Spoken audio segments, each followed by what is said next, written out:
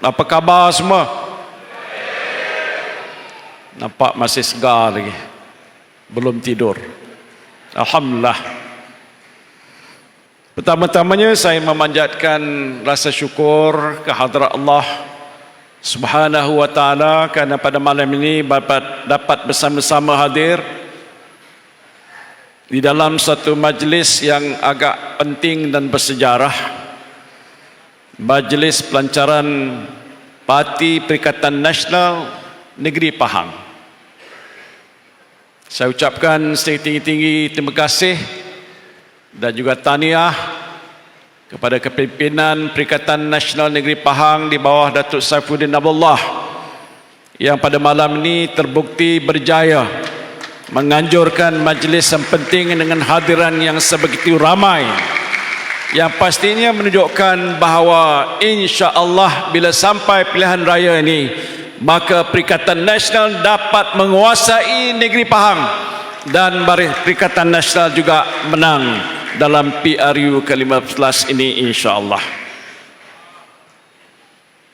Tadi saya dengar dengan tekun rakan-rakan yang telah pun menyampaikan ucapan yang cukup penting. Lebih penting ialah kerana kita sudah pun berada dalam suasana pilihan raya, bila mana parlimen sudah pun dibubarkan. Nanti Suruhanjaya pilihan raya akan menetapkan tarikh bila mana akan diadakan hari penamaan calon, hari mengundi awal dan juga hari mengundi. Dan selepas itu maka selesailah tugas rakyat untuk menentukan siapakah yang sebenarnya dipilih untuk menerajui kepimpinan negara dan juga negeri Pahang ini. Jadi ini suatu situasi yang cukup genting dan kritikal. Satu keadaan yang memerlukan kita sebagai anggota Parti Perikatan Nasional memberikan perhatian yang cukup serius.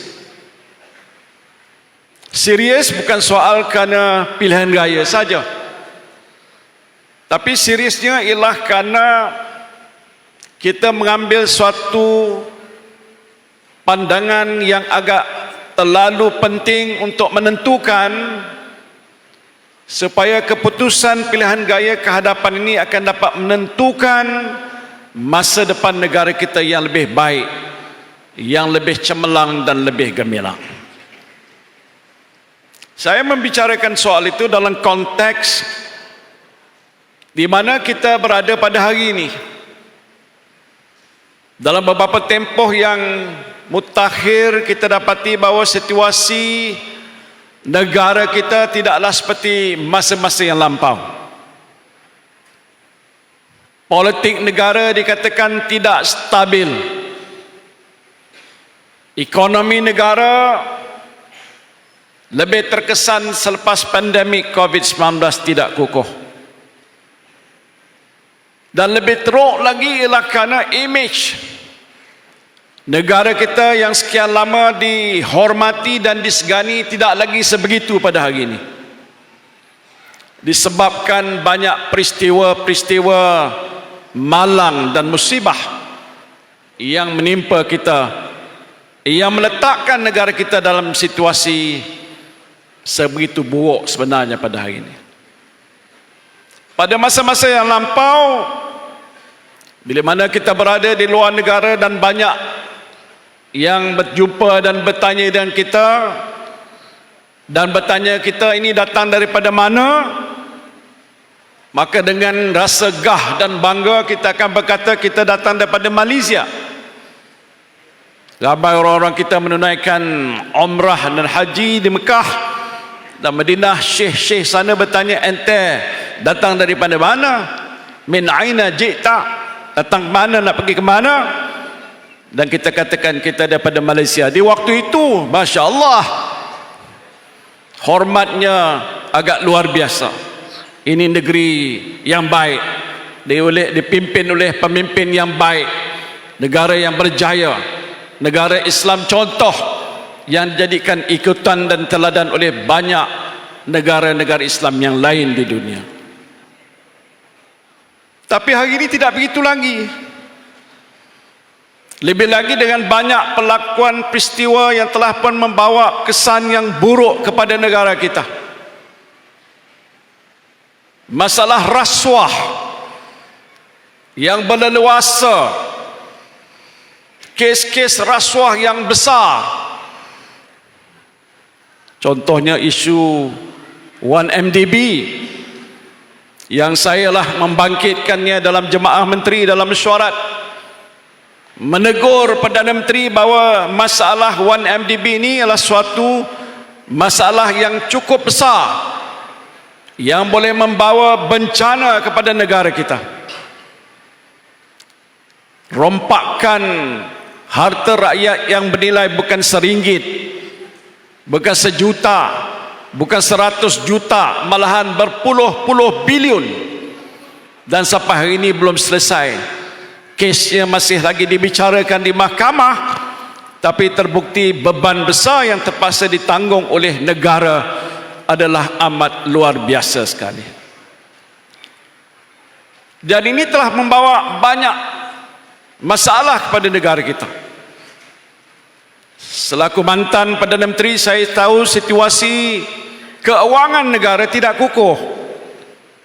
Hutang negara lebih daripada RM1 triliun.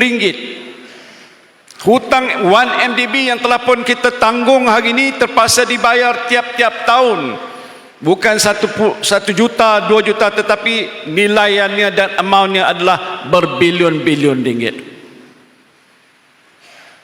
Sebab itu maka keadaan negara kita tidak seperti dahulu. Lebih-lebih lagi kita menghadapi isu kleptokrasi yang saya ingat waktu kita berhadapan dengan pilihan raya umum yang ke-14 yang lalu, ini menjadi satu daripada perkara yang agak kita bincangkan secara meluas. Kita tidak mahu negara kita ini dikuasai oleh kleptokrat, orang-orang yang menguruskan negara kita tidak beramanah, mencuri dan merompak harta negara secara berleluasa, salah guna kuasa, campur tangan dalam banyak urusan-urusan yang tak sewajar yang mereka lakukan, dilakukan oleh pemimpin-pemimpin terutamanya UMNO dan Barisan Nasional dahulu. Sebab itu kita berhadapan dengan suatu pilihan raya ini, satu pilihan raya yang jadi penentu ke arah mana kita nak letakkan negara kita ini. Soalnya bukan kita yang harus jawab, tetapi rakyat yang akan menjadi penentunya, kerana mereka yang akan mengundi. Tanya mereka, siapa yang mereka mau undi? Parti mana yang akan mereka dokong untuk menentukan kemenangan untuk membentuk sebuah kerajaan? Kalau boleh saya ringkaskan, mungkin hanya ada 3 pilihan. Pilihan pertama, apakah mereka akan memilih Barisan Nasional sekali lagi? Nak tanya orang di Keردau ni, di Pahang ni, nak pilih Barisan Nasional lagi ataupun tidak? Tak kuat. Macam mana nak pilih Barisan Nasional? Sementara kita membicarakan soal pilihan raya ni, kita dalam Perikatan Nasional dah berikan pandangan, this is not the right time. Understand? Speaking sikit tengah malam ni, bukan masanya. Bukan kerana kita takut menghadapi pilihan raya. Tengok, Pahang sudah awal bersedia dah, anytime, but not this time. Betul? Kerana kita tahu satu, masalah rakyat masih tertekan dan terkesan. Waktu mana kita berhadapan dengan pandemik COVID yang sampai hari ini belum selesai. Kita juga tahu yang telah pun disebutkan oleh Menteri Alam Sekitar tadi, Kasar tadi, tentang soal tren musim tengkujuh dan jumlah hujan yang masih banyak yang belum turun, 400 mm kalau tak silap saya, yang saya dipahamkan. Dan ini akan mencurah jatuh. Pahang tidak terkecuali. Bukan kerana saya doakan begitu, tapi sejarah yang lapau begitu berlaku. Ramai yang terkesan, terpaksa dipindahkan.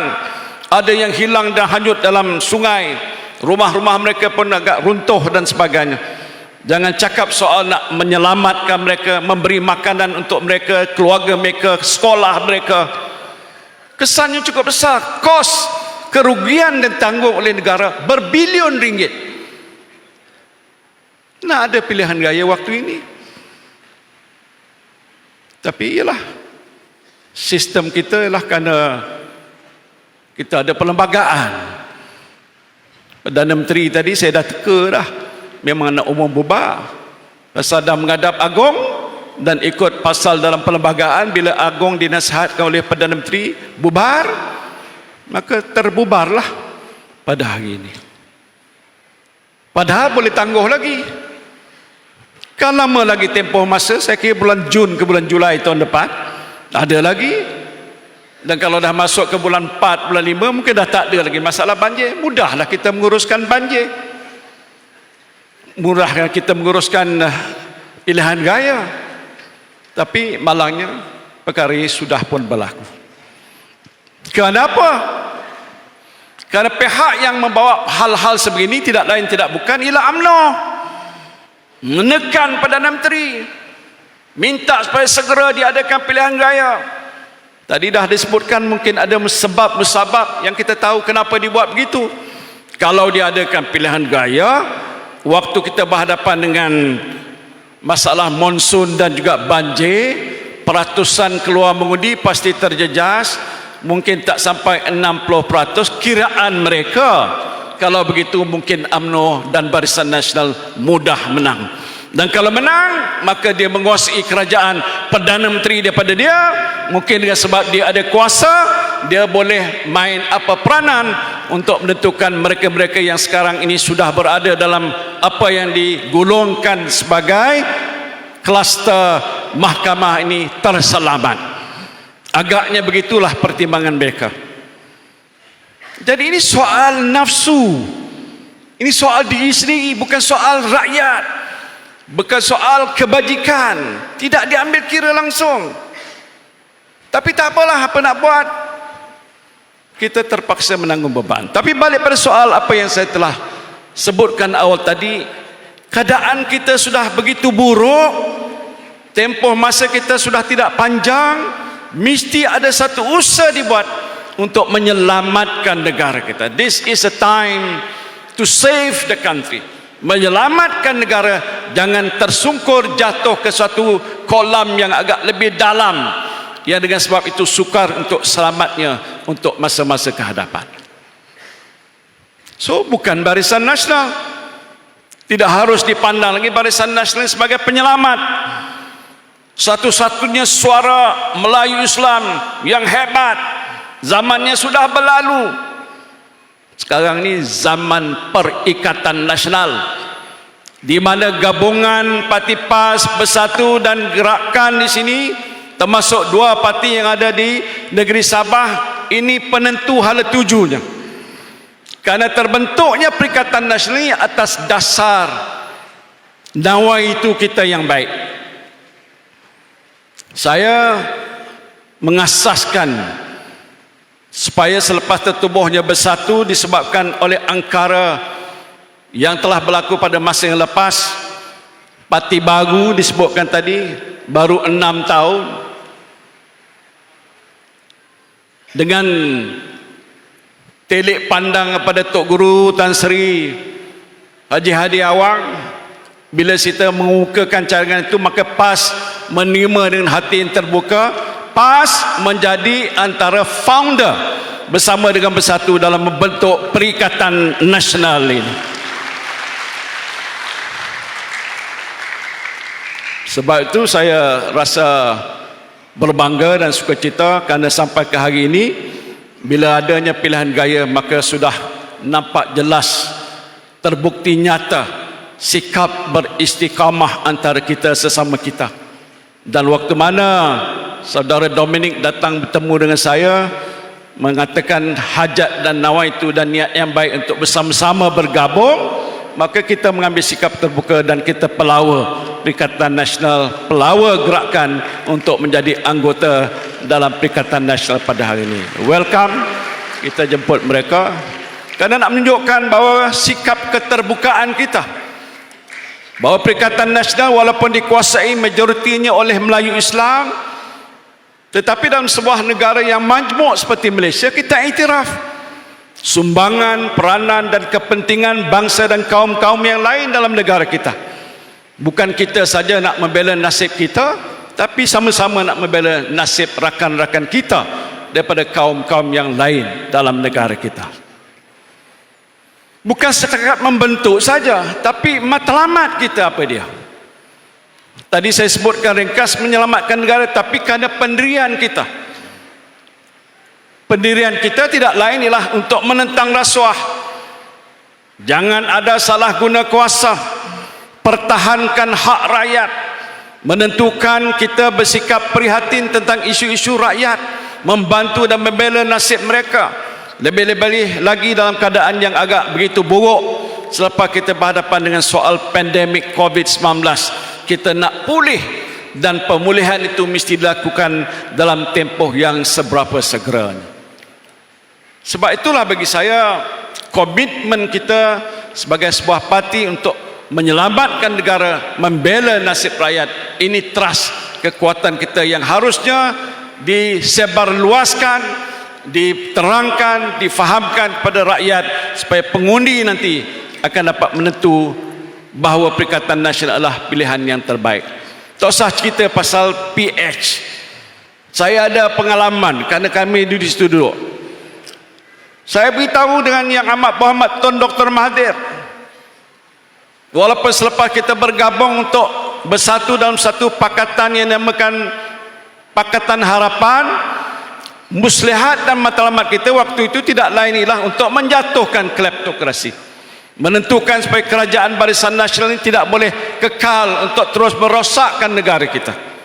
Selepas selesai terbentuk kerajaan, kami sedar bahawa kalau kita kekal duduk bersama-sama dalam Pakatan Harapan, bersyubhah secara politik dan lain-lain, dan mengorbankan prinsip-prinsip kita, pertahankan hak kita dan sebagainya bersama dengan DAP, saya takut kalau dengan sebab itu bersatu itu utamanya akan hapus dan tak akan disokong lagi oleh orang-orang Melayu Islam dan lain-lain.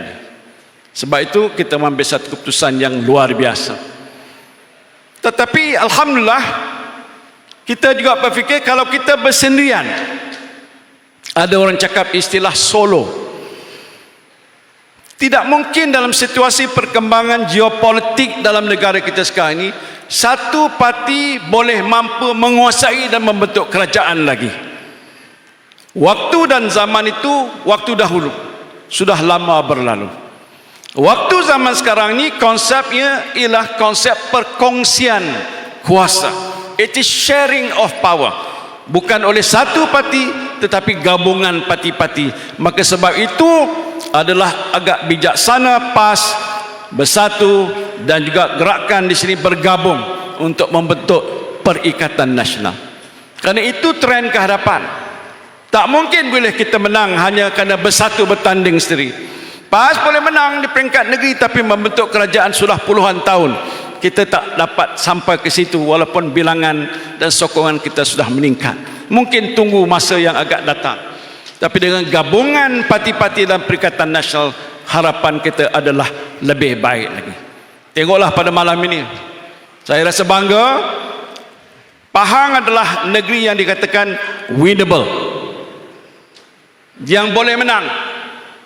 Dalam pertimbangan rakan saya tadi, Datuk Saifuddin, ada juga wakil PAS dan gerakan yang telah membentangkan pada saya siang tadi tentang kedudukan yang ada di Pahang. Mereka telah memberikan kenyataan bahawa Pahang adalah negeri yang boleh kita menang.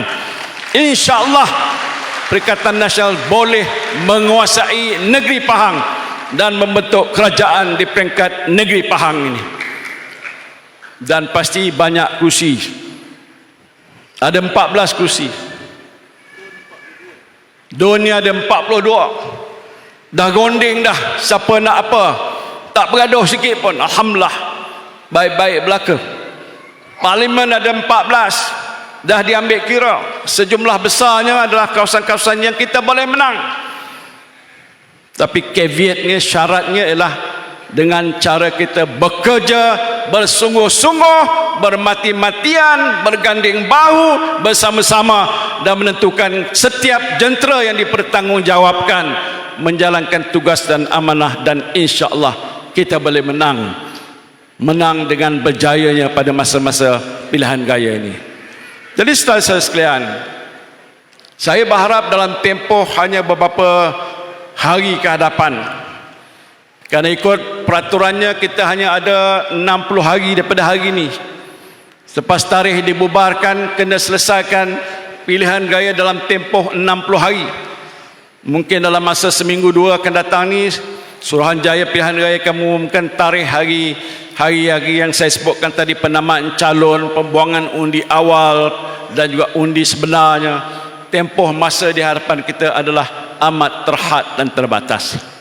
Sebab itu proses rundingan kursi yang telah pun dimaklumkan pada saya ini harus diselesaikan dengan seberapa segeranya.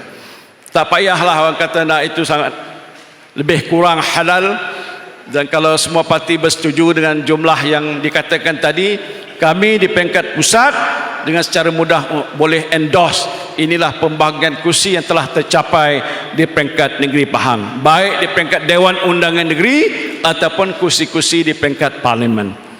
Parlimen ada 14, jadi mungkin dah selesai pun sampai sekarang, alhamdulillah. Kemudian penentunya kawasan-kawasan mana akan ditandingi oleh parti mana juga sudah pun kita bincangkan, bermakna setiap pimpinan parti di semua peringkat yang di Pahang sudah tahu kursi mana untuk ditandingi oleh parti-parti mana. Ketiganya kita putuskan disebutkan tadi ialah suatu jentera sahaja yang akan bergerak atas nama Perikatan Nasional. Bersatu, tak payahlah ada bidik gerakan terasing, gerakan pun begitu pas, apalagi dengan markasnya. Kita wujudkan hanya satu jentera atas nama Perikatan Nasional, bekerja sebagai satu tim. PAS menang bermakna Perikatan Nasional menang. Jadi orang bersatu dan juga gerakan pasti kena sokong kuat supaya calon PAS akan menang di kawasan yang mereka tandingi. Bila bersatu bertanding, menang bersatu, menang Perikatan Nasional. Sebab tu PAS dan juga gerakan akan sokong. Demikian juga untuk kawasan-kawasan parti gerakan di mana mereka bertanding, kita mahu mereka menang. Kemenangan gerakan adalah kemenangan Perikatan Nasional. Ini komitmen kita. Jadi sebab itu saya kira sudah sampai masanya, selepas kita berimpun di sini dan kita lancarkan, jentera harus bergerak siang dan malam. Ada beberapa perkara yang saya nak jelaskan sebelum saya akhiri ucapan saya. Dalam tinjauan kita bukan saja di Pahang, tapi di seluruh negara, apa yang menjadi perkara yang utama yang difikirkan oleh pengundi kita hari ini? Siapa boleh jawab? Saya bagi RM10. Yang difikir oleh pengundi pada hari ini ialah soal hidup mereka. It is about bread and butter dalam bahasa Inggeris. Soal nak hidup hari-hari ini. Isu-isu yang utamanya ada makanan di atas meja. Tidak ada orang yang akan mati kebuluran kerana tidak ada makanan. Soal kenaikan harga barang yang dikatakan melambung tinggi. Ya, kita tahu di peringkat nasional kadar inflasi lebih kurang 4%, tapi inflasi dalam sektor bahan-bahan makanan melonjak naik sampai lebih daripada 7%. Sebab tu harga ayam naik, sayur naik, ikan naik, kulluhum semuanya naik belakang. Dan ini membawa kesan besar. Dan disebabkan oleh pandemik COVID-19 yang lalu. Saya adalah Perdana Menteri waktu terlibat nak mengambil suatu langkah segera supaya terselamat nyawa rakyat kita, jangan terkorban dengan wabak penyakit COVID-19. Itu saya tak payah nak menceritakan, nak masuk bakul langkah sendiri, tapi kesan daripada tindakan yang telah pun saya ambil, didokong oleh rakan-rakan dalam jemaah menteri dan apalagi frontliners bersama dengan pegawai kerajaan, hari ini Malaysia boleh dikatakan sudah hampir keluar daripada keadaan pandemik COVID-19. Dalam majlis ni ada beberapa orang yang pakai mask. Kalau dulu bukan nak pakai mask, tak boleh buat majlis pun. Kat mana ada? Duduk hanya di rumah, jangan keluar di mana-mana. Itu masalah kita. Tetapi kesan daripada keadaan sebegitu ialah kepada kehidupan kita. Ekonomi kita sudah teruk. Saya pengurusi majlis pemulihan ekonomi. Saya buat secara sukarela, tak ada dapat fulus satu sen pun.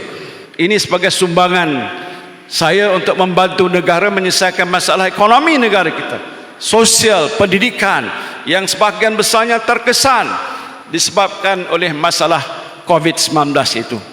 Tetapi saya nak jelaskan, belum lagi dapat pulih dengan sepenuhnya. Sebab itu pembentukan kerajaan yang nak dibuat selepas pilihan raya ini, sewajarnya tumpuan utama ialah untuk menyelesaikan masalah ini dulu. Ini komitmen Perikatan Nasional. The first thing that we will do is to tackle the problem of the rakyat, iaitu isu-isu tentang soal kemiskinan. Bila pandemik COVID-19 berlaku, orang kita yang sudah jatuh ke bawah paras B40 hari ini sudah jadi B60. Maknanya menambah bilangannya sudah susah, miskin, papa ke dana. Dan saya waktu di kawasan saya beberapa hari lepas, ada yang ketua Sri Kandi beritahu ada beberapa keluarga anak-anak mereka tidak mengambil peperiksaan SPM kerana bapa mereka sekarang ni sudah tidak ada kerja, tak ada pendapatan, nak bayar apa-apa kos untuk pembelajaran pun tak mampu. Dan juga sebahagian daripada mereka ini juga berhadapan dengan masalah-masalah kesihatan, kemurungan, tak ada makanan nak pergi ke sekolah. Kesan besar ini mungkin tak terasa oleh orang-orang yang di atas, tapi kita sebagai parti prihatin rakyat, ini adalah antara agenda utama yang kita nak hadapi. Tadi dalam pertemuan dengan pimpinan Perikatan Nasional Negeri Pahang, dimaklumkan pada saya bahawa ada 12 daripada 14 kawasan di Pahang Parlimen adalah kawasan-kawasan yang di dalamnya ada peneroka Felda. Ya, itu hakikatnya. Kalau saudara ingat, waktu zaman saya memimpin negara, tak sampai setahun saya buat satu keputusan yang agak major ataupun drastik, iaitu menghapuskan 8.9 bilion ringgit nilai hutang peneroka Felda. Elok ulang lagi, 8.9 bilion hutang yang ditanggung oleh peneroka Felda dihapuskan oleh kerajaan waktu saya pimpin. Dah selesai. Tapi kalau ada peneroka Felda kata hutang saya masih ada, boleh cek balik hutang itu hutang yang mana, hutang dahulu ke hutang yang terkini dan terbaru, tanam semula dan sebagainya. Itu satu. Tetapi bukan itu saja, saya meluluskan sejumlah 9.9 bilion untuk mengeluarkan sukuk, iaitu bond Islamik, supaya dengan sejumlah 99 bilion itu kita dapat mengambil balik semula FGV untuk dijadikan hak peneroka Felda. Sekarang ni sudah pun dibuat.